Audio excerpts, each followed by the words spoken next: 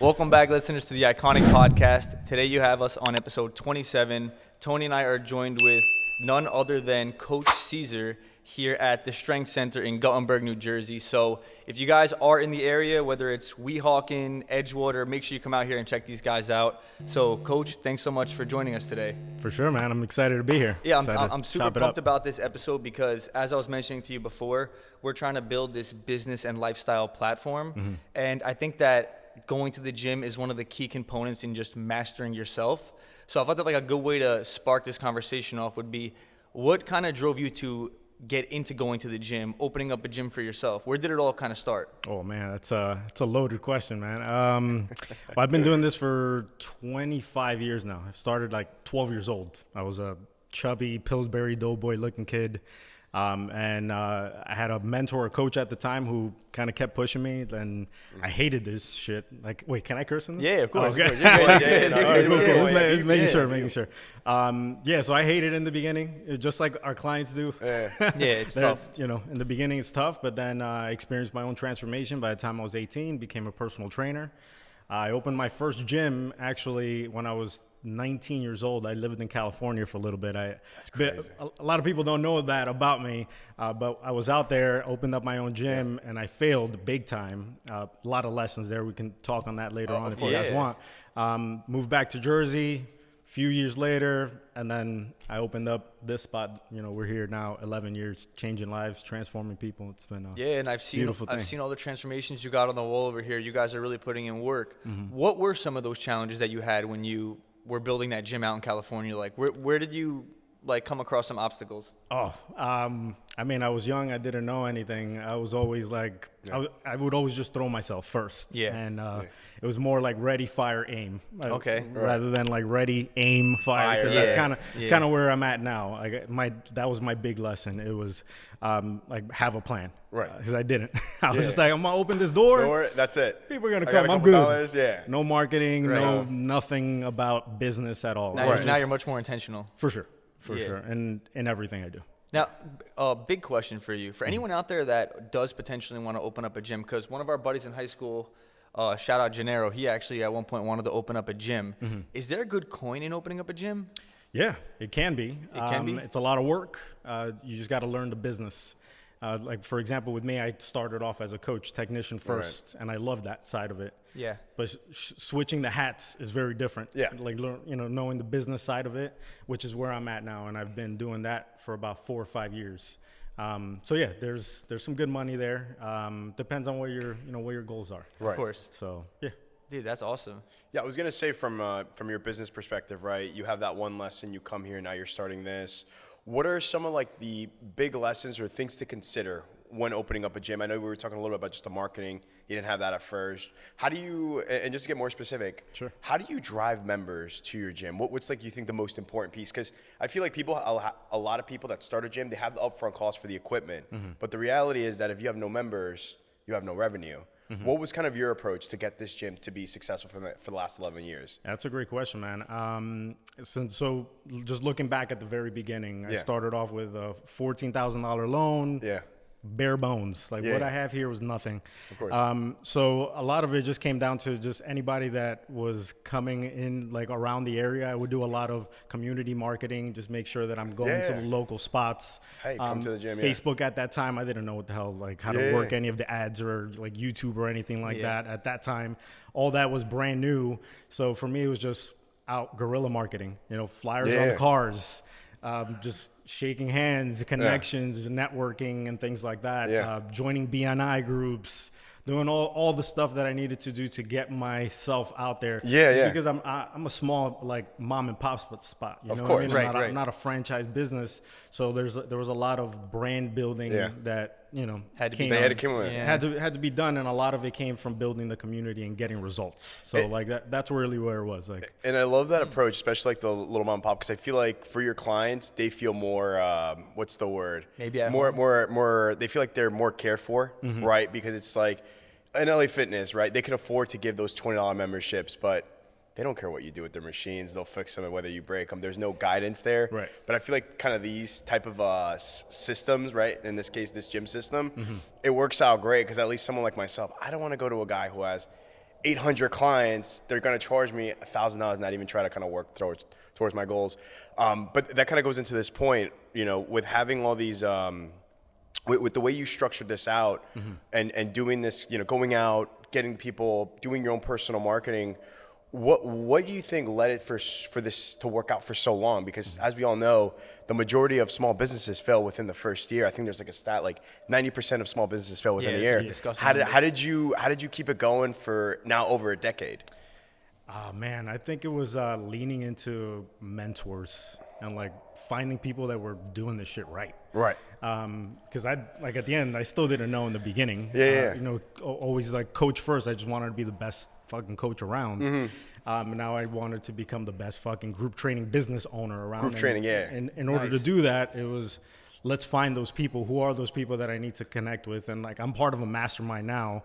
And I've been part of masterminds and groups like that. Yeah. That was a big part of that side of it, like learning from others that knew how to do this shit, like learning how to market, learning how to lead, which is now my chapter right now is leadership and understanding that side, leading my team and making sure, because now they're my customers. My team is. Your team is, exactly. My team is now my customer. Before it used to be my community. You know right, what I mean? Right. So that little transition was also a lot of lessons learned there too. It's funny that you'd say that because one of our good buddies, James, he actually told us exactly the same thing as you. He kept harping on the fact that getting a mentor is key. And even if you have to pay for the information because it will save you years of your life. So he has like a thriving credit repair business, but he said the reason he got into the position is because he had the right mentors and he had several of them. So I'm assuming that all these master classes could really help sharpen your skills and like get you to where you got to be. Yeah, big time. I mean, like you said, I drop a good coin on that every year. I'm talking thousands of dollars for that. Right. But I'm paying for that experience. I'm paying to avoid the mistakes. Of course. Like all that. Like I'm paying for the the time that the pain, all that kind of stuff. I don't have to go through a lot of that. I can talk to somebody that has done that already. You know, I feel like the whole masterclass idea gets a bad name because there's way too many guys on YouTube selling, whether it be a crypto course or this self-development course. The fake gurus, exactly right. Sure. So I feel like you really got to weed your way out.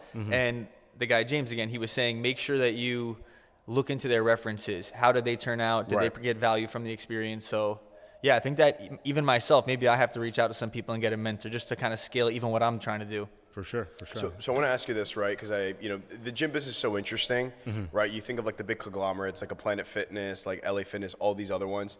But then like these, like I was bringing up before, these typically don't last very long, right? These mom and pop shops. So you're one of like a 0.001 of the 1% there. For sure. If you could go back in time and change one thing that made your business successful, or you think you could have done differently, what do you think that would have been? And what advice would you give someone also that wants to get into the gym business that to avoid that mistake? I would say spend more time learning marketing. And marketing was something I didn't do. Like I did the guerrilla marketing stuff, like I said. Shake hands, but then there's a lot more to that. It's understanding your core customer, who they are, getting into the messaging and how to truly connect with the people. Through your marketing. Okay. And there's ways to do that. Like I didn't know that. Before it was like bicep curls, deadlifts, squats, benches. That's it. Let me get you in shape. And that worked. You were great at it. That worked. Right. But beyond that, now from a business perspective, it's marketing. Get fucking good at that. So, learn it, or if not, find somebody that is good at it. I love how you said that. So let me ask. You got to build a team. So that's perfect. I really want to dive into that. So when we talk about marketing, right, I want to get a little bit more specific there. What are you doing right now? Are you leveraging Facebook ads? Are you putting things up on like Instagram? Kind of what do you think is your marketing strategy now that's keeping you afloat? So I'll give this a tip from one of my mentors. It's the marketing glove. Okay. So the marketing glove, you have emails, you have website, you have social media. Yep. You have, what was the other one? Joint ventures. So local relationships, things like that. Yep. And then the fifth one, man, there's one more off the top of my head. I might come back to that, but there's five. There's five of them. No big deal. But I hit every single one. Yeah. So like I have Google ads right now running. I have Meta ads right now running. Oh, that's I have huge. somebody that manages that side of things. Yeah. We're posting organically every single week, no matter what, we don't miss. Yeah. I send out 3 emails every single week. All that's part of marketing. So referrals in-house. Referrals, Well, actually, that was the 5th one. Referrals. Yeah. Almost forgot. Who do you know, right? Yeah, Exactly. Who do you know? So now we've built something great here where we don't even have to ask people, because like They're coming in. they come in here, they get great results. They just tell a friend, and that's just become a system now where we don't even have to be like, hey, you know somebody? It's like every month we're getting some new people, just because, man, we're just delivering a great experience. That's so awesome. incredible. And you know, I was in preparation for this episode, I was diving deep into your social media page, and you very much have a personal brand. You put out a lot of content. You show people how you're dieting, how you prep your food. And I actually wanted to kind of just switch gears and ask you a question about this. I saw a video of you deadlifting. One of the biggest arguments that I hear is people saying that deadlifting is bad for you. What are your thoughts on that? Well, I wouldn't say bad for you. Like, when I say bad, I mean in the regard of if your form's off, you could really like do some damage to yourself. Yeah, but I would say that goes for anything, right? That goes for like anything, if your form is just horrible, it's gonna be, you know. I think what he's really trying to say, and this is the conversation we got into, is is it necessary? If I don't do deadlifts, am I prolonging my progress? Yeah, that's a great question. And well, both questions at the end of the day. Like deadlifts, you don't need to do them. Like See, I told you. Yeah, we do. I've been telling you, I was like, you could do other great back exercise, but for sure. So like coming from my experience, Yeah. I used to be a heavy power lifter. Yeah. Squat, bench, dead. Yeah. I competed in it. Big three, yeah. I had almost 600-pound deadlift. My squat was over 500 Yeah. pounds. That was my thing, man. I was competing in it. Yeah. I did some really good stuff with it. But then it got to the point where, man, like it was just a ton on my body. Taxing. It does. Yeah, It does. it became taxing, and then I got into bodybuilding, and like thinking long term now, I'm getting close to 40 now, and I'm looking at, all right, later down the line, I'm not going to be deadlifting 600 pounds. And if you look at the life of a power lifter, they're not lifting and 60 years old. There's outliers, of course. Yeah, of course. Right. But if you're looking at longevity, it's just, move with, dumbbells, Of course. kettlebells, Absolutely. cables. Barbells are fine. I'm not saying not to do it. No, of course. Yeah, like I don't think it's necessary. It's a great example that you brought up longevity, like a person that's on the opposite scale of it. I'm sure we all know him, Ronnie Coleman, the pinnacle of bodybuilding, but also incredible power lifter. He used to deadlift like 800 pounds for reps. That's ridiculous. I think 1 or 2 was his all-time max, but the point is, like, now he's in a wheelchair. Yeah. He can't walk, he can't maneuver. I mean, that wear and tear is a real thing. So to your point, I think longevity is always more important. And I think to your point as well, for everybody that gets into working out, it's never about how much you can sometimes lift, right? It's about how you're looking and how healthy you are and your mobility and all that. And that kind of goes into, what you're focused on here. What do you think is your specialty specifically? What's your kind of training methodology for anybody who joins your gym? For us, it's I would say it's a blend of functional training. I would say functional bodybuilding as well. Yeah. And powerlifting. So like that's our thing. We do squat, bench, and deadlift here. We do for sure.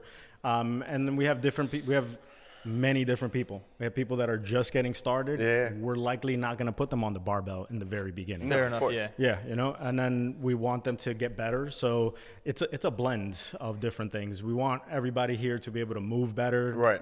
Do this long term. Like I don't want you to just be strong now. Yeah. I want you to be strong forever. Yeah. Like that's our thing. So. And how important is the diet variable to the whole equation? Yeah, big time. I mean, especially if your goal is weight loss. That's key. Like I tell people, it's more important for you to clean up that diet than come into the gym. Agreed. And I say that straight up because that's what it is. If you guys want to lose weight, like that's where the magic is. Let's clean up that diet.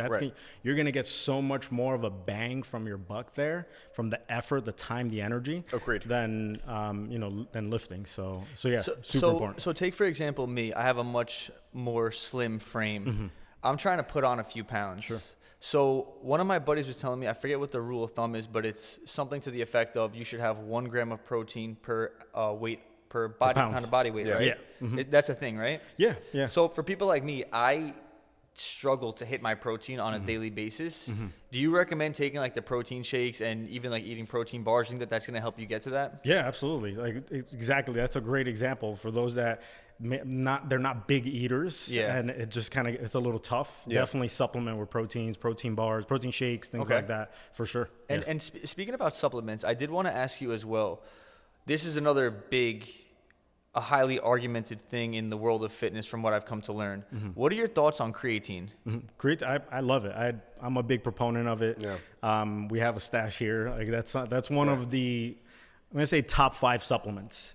That is the most widely studied supplement. It's shown to be like really effective. Yeah, and it's super researched as well. Yeah, super research. Like if you look at all the other supplements, and a lot of supplements have come and go, right? Like I'm sure you've heard of different ones. This is hot now, but creatine, dude, that thing has been around forever, kind of thing, right? So you just said top 5 supplements. In your opinion, what are your top 5? Obviously, we just brought up creatine. Creatine for sure. I would say next one would be a multivitamin.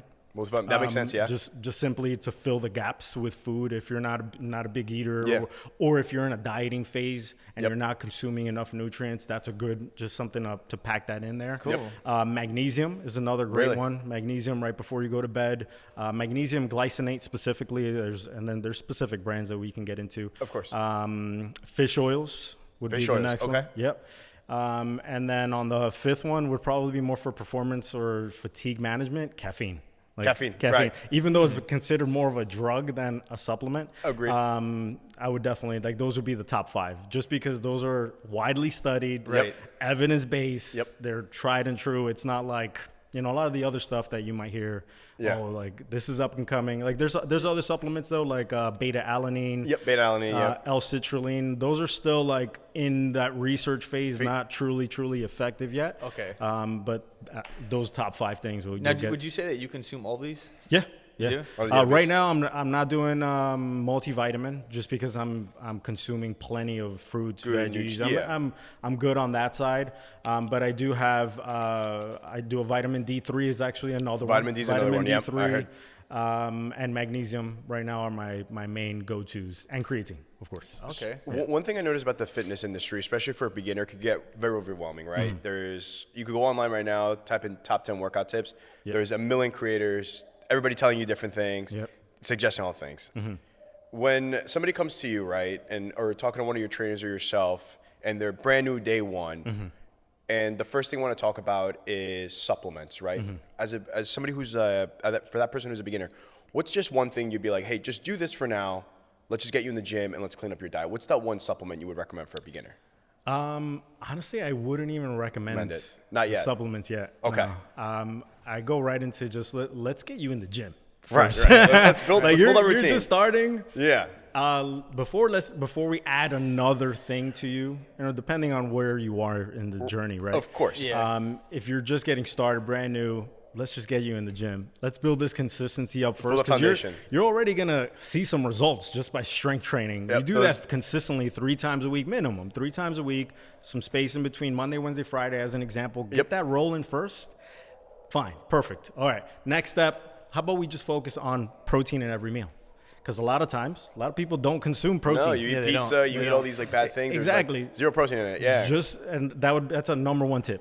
Focus on having protein in every single meal. No matter what, whether it's a protein shake, chicken, egg whites, whatever it is, just make sure you have that in every meal. Right. And plant that in your mind. Yeah. Don't do anything else. If you want to have pizza, make sure it's got protein on it. Protein, right. Throw some get a meat lovers. Chicken on it. Yeah. Exactly, meat lovers. What about how many times per week or per day rather are you eating? How many meals? Right now probably like 4 to 5. 4 to 5 meals. Yeah, 4 to 5. Is the consistency of meals important, or is it just if you're hitting your macros per day?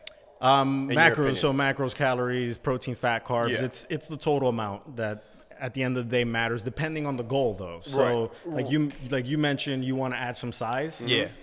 You might not. I probably wouldn't care how many calories you're really consuming. I might want to just beef you up a little bit. Exactly. Let's just, Start getting that McDonald's in you, bro.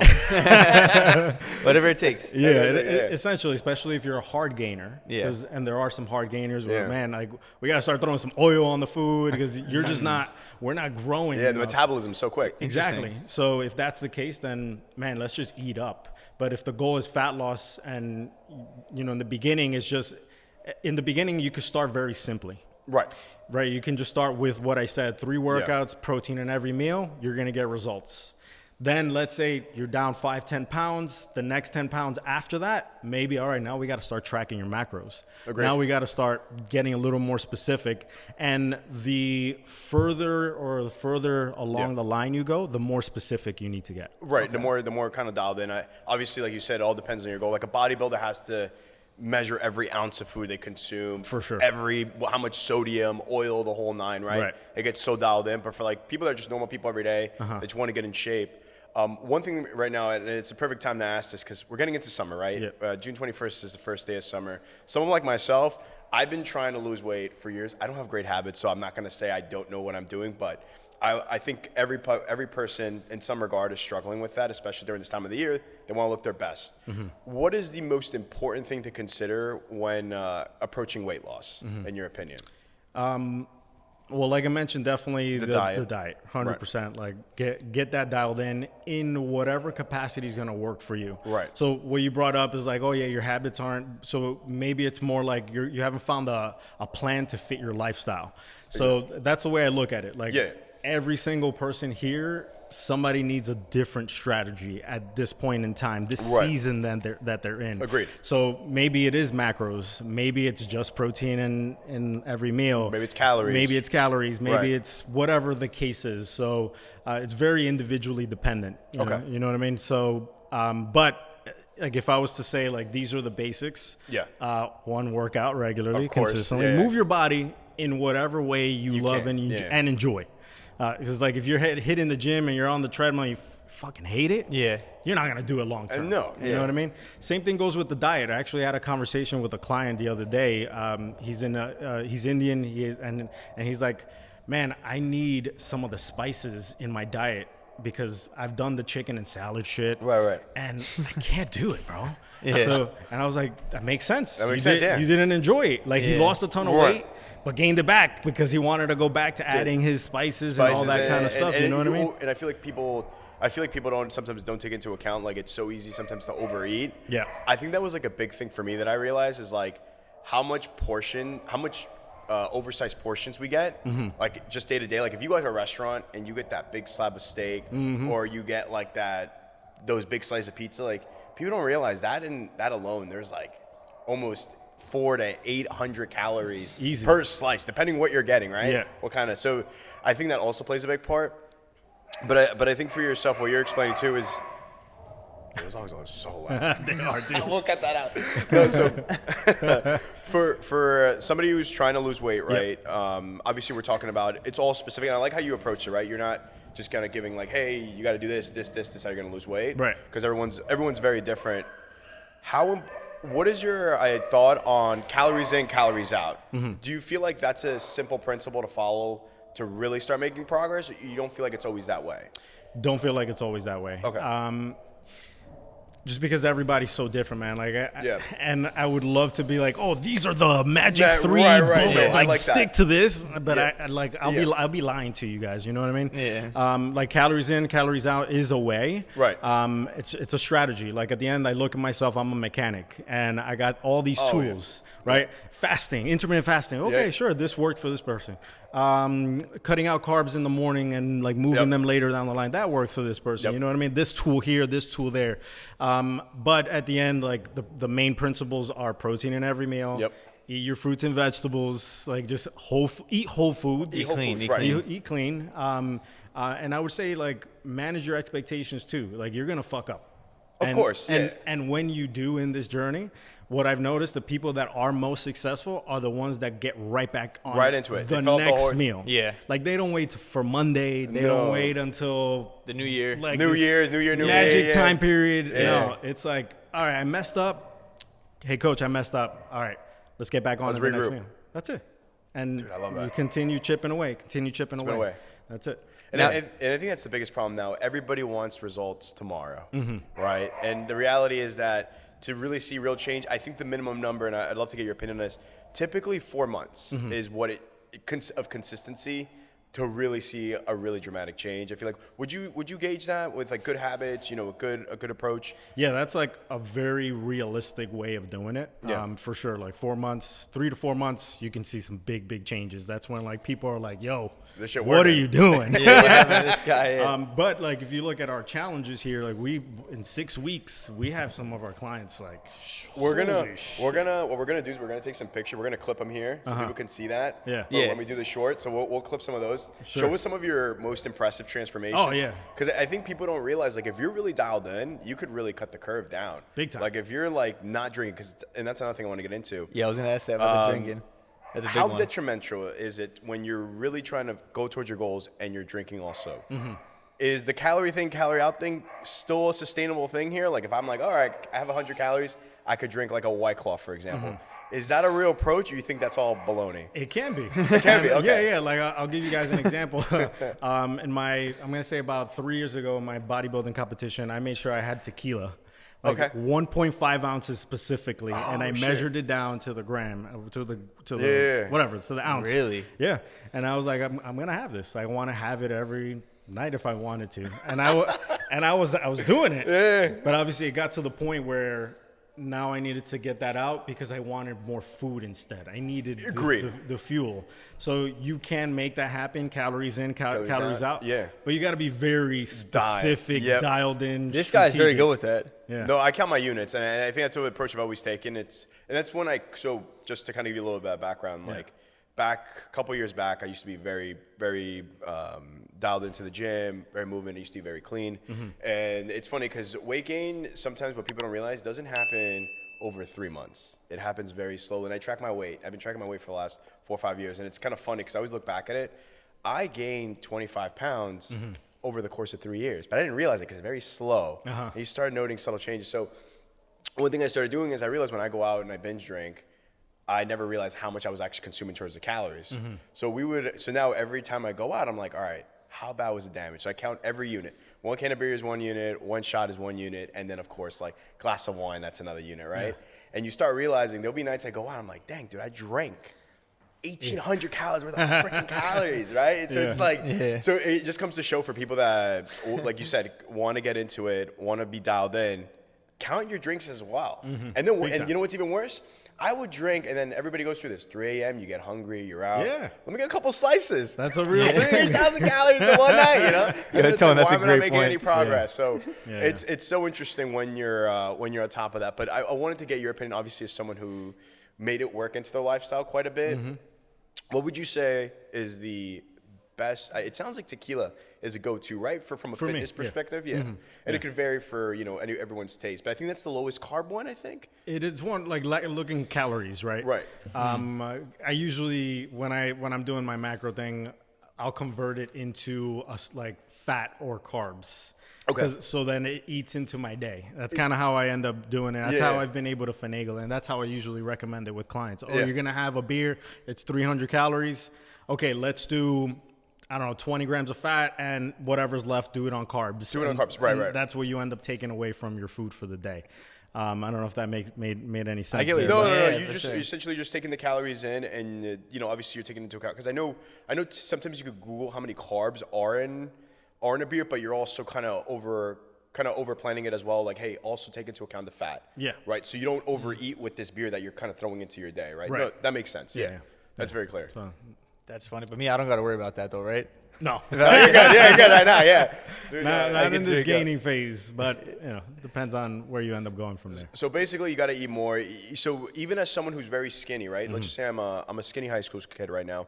I want to put on mass. Sure. I should probably still track it, right? Because sometimes people feel like they eat a lot, but I feel like they sometimes don't. Would you recommend still tracking and make sure you're at a surplus? Yeah, for sure. Just like getting your eye on it and realizing like, oh shit, this has this amount of food, of carbs. This has this amount of protein. Like you end up getting a whole different perspective on food. It's so true. It's so true. So just doing that alone, like that's another step there. You know what I mean? Like, I all right. very much agree with that. So my buddy he's very big into the gym. He actually goes to the gym with him frequently. Yeah. We were out one night and I was having like a 10-ounce steak. And he told me, he's like, you probably, believe it or not, hit like 70 grams of protein. But it was like a 10-ounce steak. I was like, 70 grams. I'm like, when you look at it in that light, it makes you just look, like you said, look at food differently. It makes me feel like I could actually hit my protein if I just put more thought and effort into it on a daily basis. Yeah, for sure. Like, I see how you prep your meals in advance. Maybe that's something I should do, just like on a Monday, make meals for at least like the next 2-3 days. Dude, that is a game changer. Yeah. And again, like looking at our most successful clients, that's one of the things they do. They prepare their meals. Yep. It sounds like it's dumb, but dumb, right? But that little simple thing makes a big difference. I'm gonna give you an opportunity to plug someone here. So I'm very lazy. I don't want to create my meals. You know, my lifestyle unfortunately doesn't let me do that.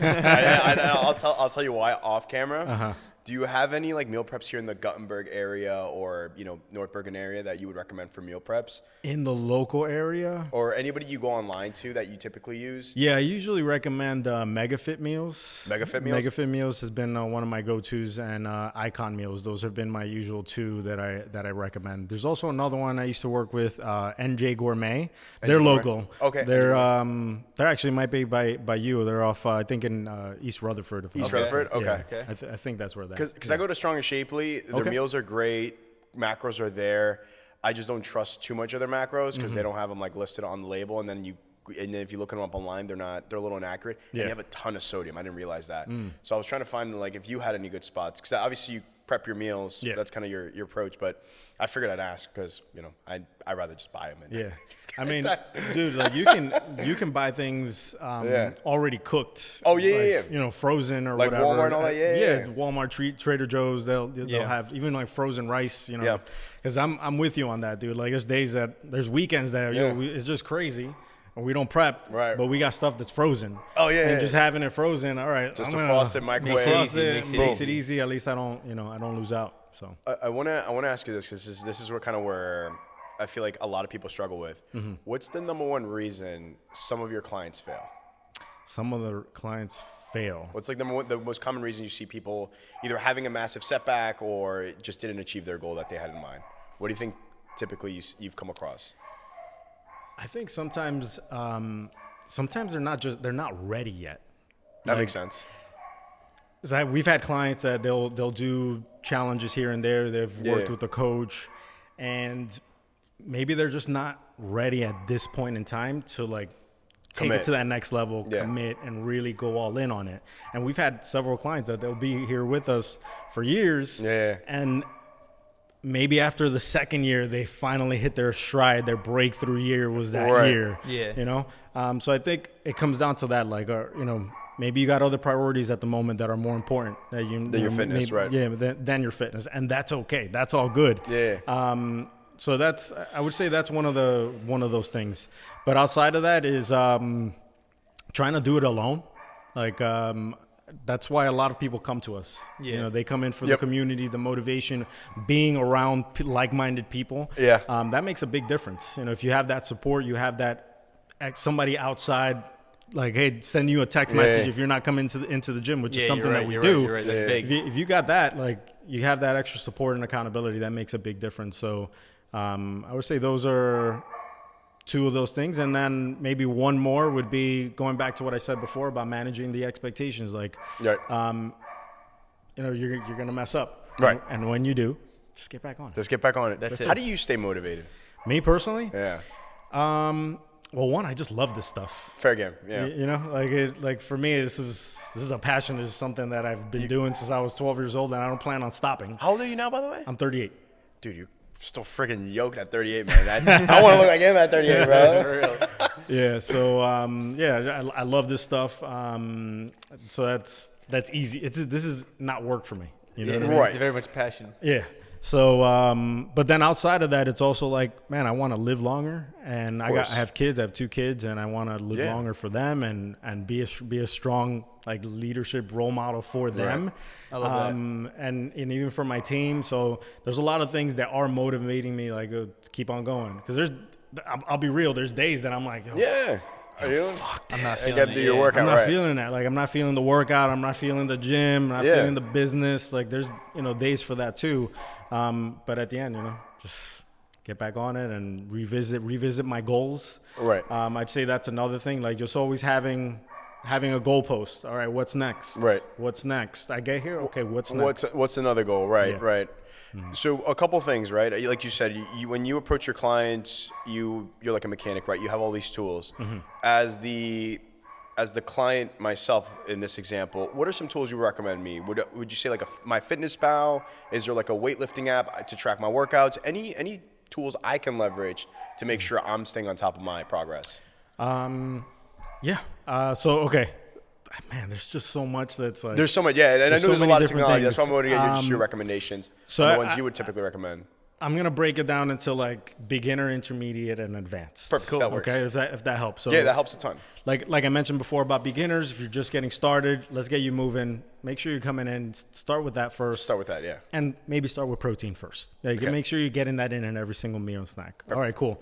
Let's say you started there, you started moving there, you're 3 to 6 months in, you're starting to see some gains, you're feeling good, Yeah. right? All right, let's up it now to 4 times a week and start and like just pick that up 4, maybe 5 times a week of lifting if the goal is to build muscle. But if we're talking a weight loss, maybe you want to add in 1 to 2 days of cardio in there, just to start burning some more calories. More calories, exactly. Let's say you're, again, 6 months down the line. Now I want to lose some weight. Like I want to start getting a little harder with it. Yeah. All right, cool. Start getting shredded, yeah. Let's start doing four sessions a week, 2 sessions of cardio, 20 to 30 minutes. Yep.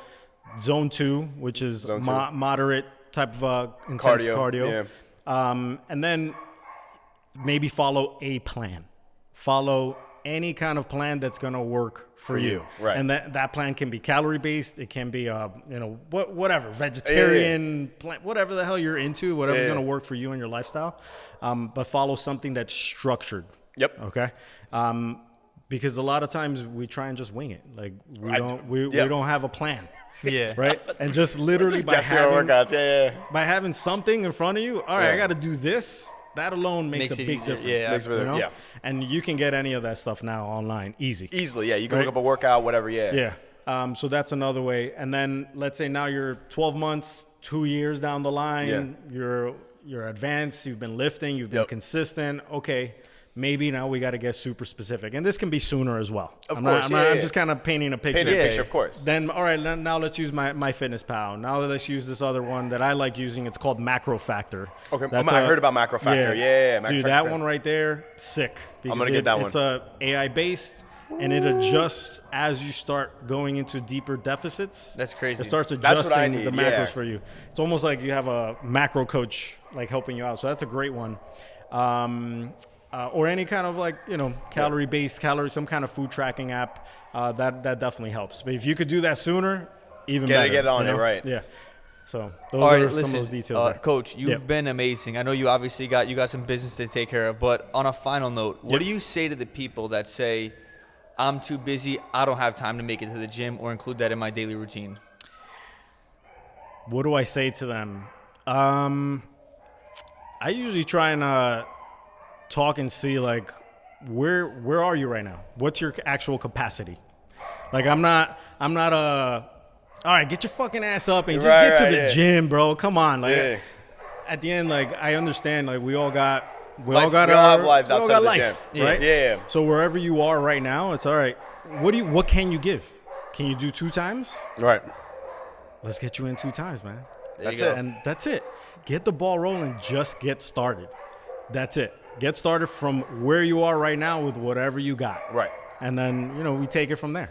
Dude, I love that. I love that so much, dude. One thing I noticed about you, your philosophy, you're very easygoing. You're here to more mold it for the client rather than make a mold towards your style of training and philosophy. Mm-hmm. And I think that's why your gym's been so successful, right? You're here to really just help. You're here to not force them to do something, make them uncomfortable, and then, because truthfully, like when people feel that way and they feel like they have to jump into something, they're not going to come back. They're not going to commit. Because it sucks. It's and it's not easy to get into this. That's why it's called working out, right? It's work every day, and some people have to ease their way in. Some people have to just jump right in, right, and kind of seeing those styles. Yeah. The only last thing I want to bring out here, because I know we're talking about transformation, and we'll wrap up here. Mm-hmm. I got 2 more questions for you, but what do you think is a realistic or approach, someone who's going into weight loss? What do you think is a realistic approach to losing weight? Is it a pound per week? Is it 4 pounds per month? What do you typically see as a healthy way to follow a weight loss journey?